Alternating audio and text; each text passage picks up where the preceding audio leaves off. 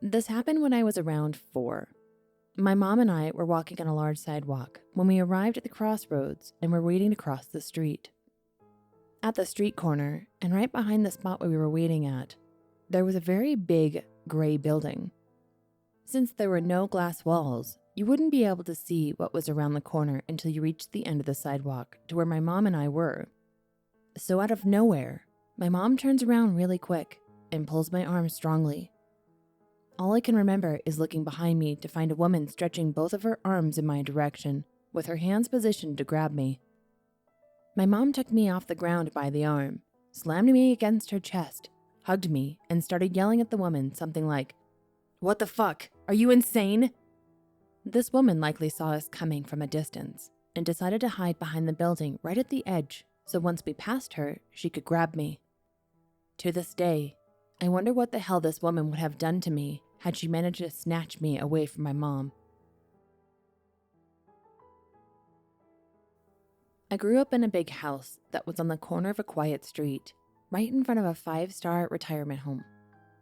On the other side of the street, in between all the big beautiful houses, was a small, old house with wood covering the windows. If you didn't live on my street, you'd think nobody lived in this sketchy little house. Throughout the day, random cars would pull into the back of the house where they couldn't be seen, and I'd seen men walk in and out of the house. Sometimes men would sit in the front porch and drink and smoke. Around 9:30 p.m. each evening, the nurse caregiver shifts would change in the retirement home.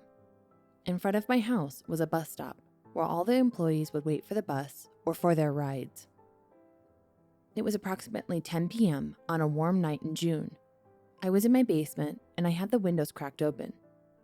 I was at home with my mom and 3 sisters when I heard the screaming from outside.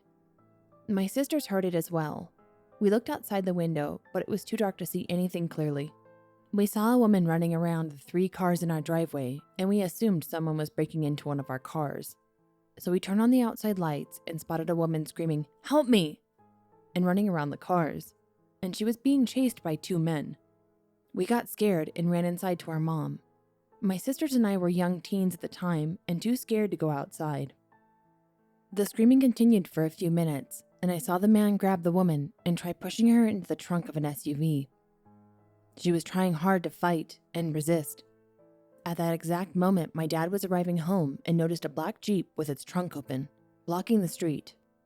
He flashed his lights and honked at them, not knowing what was going on. The kidnappers thought that someone had spotted what they were doing and immediately threw the woman to the ground, got in their car, and drove off. My dad parked his car and found the woman on the ground. She was crying so much and she kept thanking my dad. As my dad had connected the dots and realized that he had stopped her from getting thrown into a van, he looked around and saw a few men standing outside the sketchy house and realized that they were watching the whole kidnapping happen without interfering. He invited the woman into our home and called the police. She was a 55-year-old nurse, and she told us she waits outside our home for her son to pick her up every day. She was so thankful for my dad. When the police arrived, they took statements and gathered the kidnappers' fingerprints from our cars since they were running around our cars and touching them as they ran. My dad told the police he suspected the men at the sketchy house could potentially have been involved, so the police walked over to question them. Bad idea. After the cops left that night, a man walked over to our house and said to my dad, "You made a mistake by saying something to the police." Since that day, anytime I went outside to play, they'd be staring at me, and if I walked home from school, they began to walk after me. They were so creepy and scary. Eventually, the cops busted the house for other illegal activity. They drilled the doors shut, and I never saw anyone at that house again. I did see the 55-year-old nurse sometimes as she got off work. She now works the earlier day shift. She always waves at us as she walks by. So, well, I'm currently lying awake and it's 4 a.m. and I'm spooked by the sounds outside my window, so what better to do than to tell you a story? Sorry for the shit grammar. I'm very shaky and my autocorrect fucks up my words.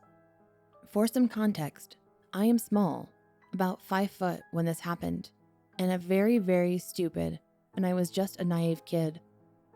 Me and my auntie went out to go pick up some stuff from the supermarket, and I knew this store like the back of my hand. I constantly went there for stuff for my mom.